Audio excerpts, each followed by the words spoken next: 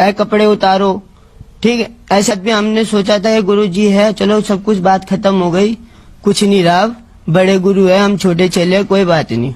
पर इनकी हरकत। हेलो अस्सलाम वालेकुम, मैं हसीना बानू इंडिया से, आप देख रहे हैं हसीना बानू रिएक्शन चैनल। तो हम आपके लिए एक और नई वीडियो लेकर आए हैं। वीडियो का टाइटल है पंडित गुरु ने करा अपने चेलों पे गलत काम। तो वीडियो करते हैं शुरू और देखते हैं गलत काम कैसे करा के गुरु तो ऐसा नहीं कर सकते। तो वीडियो करते हैं शुरू। मेरा नाम राजेश्वरपुरी है, श्रीमान गोल्डनपुरी महाराज जी का शिष्य हूँ मैं पहले बहुत बचपन में गोपालगिरी महाराज जी के पास रहता था।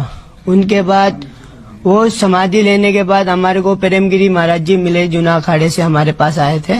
उन्होंने भंडारा वंडारा करा था हमारे को, और उन्हीं ने हमें शिष्य बनाया था, मुंडन उंडन करा था, अखाड़े हमें ले गए थे। उसके बाद अखाड़े में हम 1 साल रहे, और 1 साल के अंदर में वो अपनी हरकतों में आ गए, मतलब 1 महीने 2 महीने के अंदर अपनी हरकतों में आ गए। जैसे कि उनकी हरकतें, बच्चा तेल लेके आ, इधर मालिश करना है, यहाँ करना है मालिश, ऐसे नहीं होता, ऐसे करना है मालिश, ऐसे होगा, ऐ कपड़े उतारो, ठीक है, ऐसे करो मालिश, ऐसे होता है मालिश, ठीक। और उसके बाद फिर हम जोर जबरदस्ती कैसे न कैसे भी कई 15-20 बार उसने गलत काम हमारे साथ किए। फिर हमने उससे कोई बात नहीं, हम डर के मारे वहां से अखाड़े से चले आए। आने के बाद हम उज्जैन में हमारे को गुरुजी मिले, इन्होंने अपना शिष्य बनाया। उसके बाद हम इलाहाबाद के कुंभ में आए हैं। इसके इलाहाबाद के कुंभ में आने के बाद भी हमने सोचा था ये गुरुजी है, चलो सब कुछ बात खत्म हो गई, कुछ नहीं रहा, बड़े गुरु है, हम छोटे चले, कोई बात नहीं।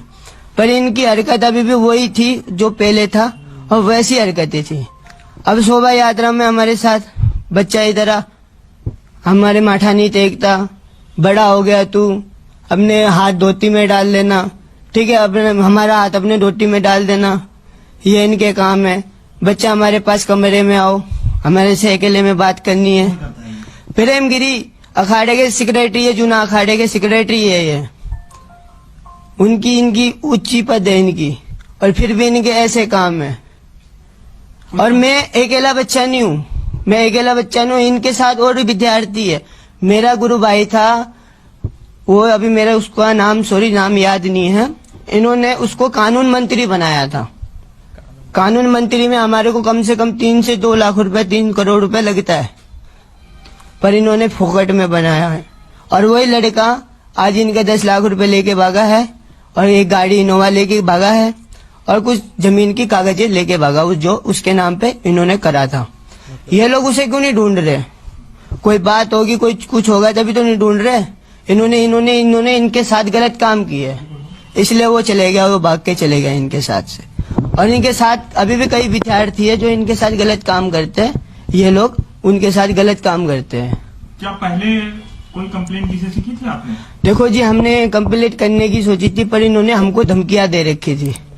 इन्होंने हमें धमकियां साफ दे रखी थी, हम तुम्हें गंगा जी में भिगवा देंगे, कमरे में बंद कर देंगे, कई दिन तक खाना तक नहीं देंगे आपको। अब कंप्लेंट करिए कि अब क्या हुआ है, क्या रीजन? अब हमने कंप्लीट करी है, कोर्ट में भी डाला है, और हमने हरिद्वार में एसएसपी के पास ये जो हमारे एप्लीकेशन है, ये जो एप्लीकेशन डाला है हमने, ये वाली ये एप्लीकेशन, और इस एप्लीकेशन के आधार ही सब कुछ होगा। तो अब क्या चाहते हो, न्याय? हाँ जी, हम न्याय चाहते हैं इस चीज से, और हम ये चाहते हैं और गलत बच्चों के साथ और गलत काम ना हो।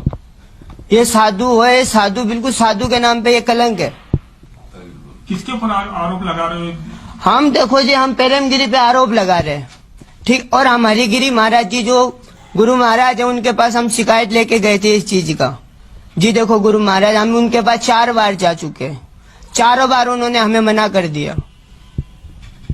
हम तुमसे बात नहीं करना चाहते, कल आना, कल के बाद फिर कल गए तो कल आना, 4 दिन तक ऐसे टाला इन्होंने हमारे। अपना परिचय दो।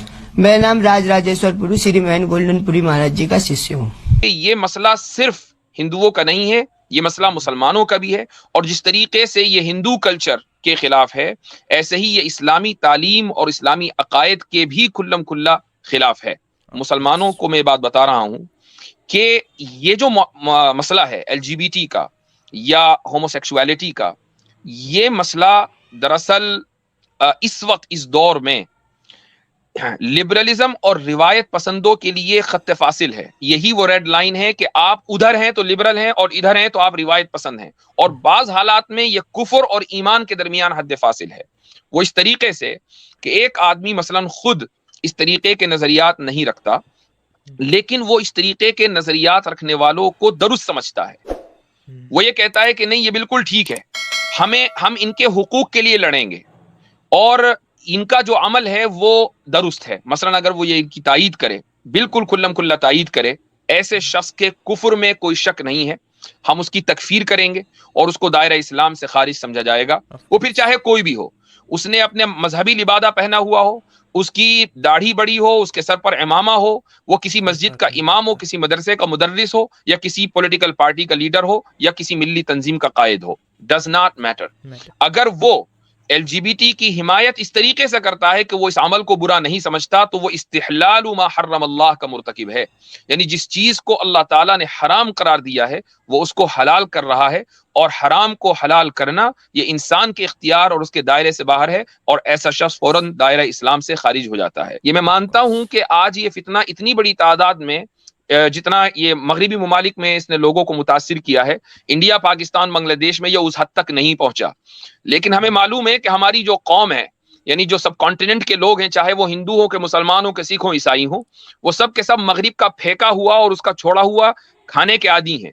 जो फितना मगरिबी ममालिक में आज बपा हो रहा है, मुमकिन है कि आज यही सूरत हाल आज से 5 साल के बाद, 10 साल के बाद आप अपने मुल्कों के अंदर देखें तो मुसलमानों का जो मौकिफ है वो इस ताल्लुक से बिल्कुल वाज़ेह होना चाहिए। चर्च ने इन लोगों के सामने सरेंडर कर दिया।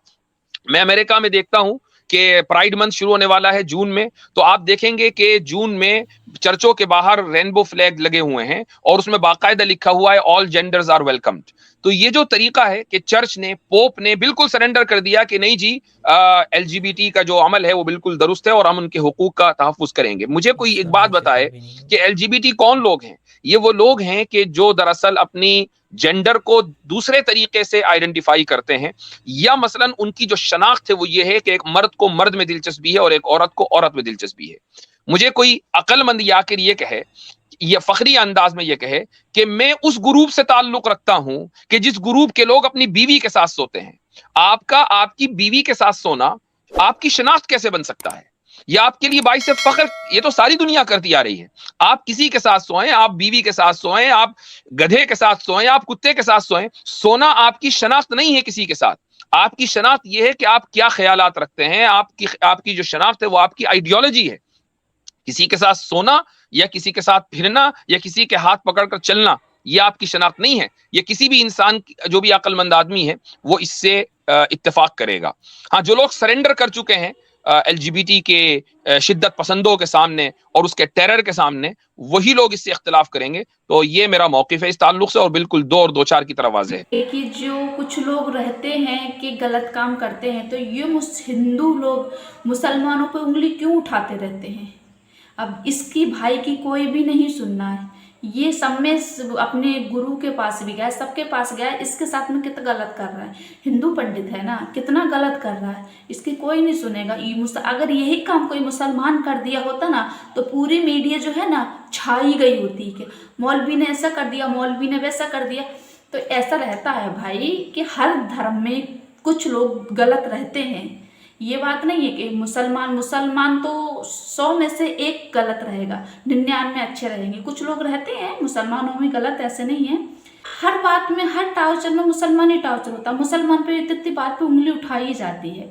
तो देखिए, मुसलमान हो या हिंदू हो, कानून सबके लिए है। ऐसा गलत काम नहीं करना चाहिए। गुरु लोग अपने चेलों के साथ में ऐसा करेंगे तो देखिए चेले क्या सीखेंगे, गलती सीखेंगे ना।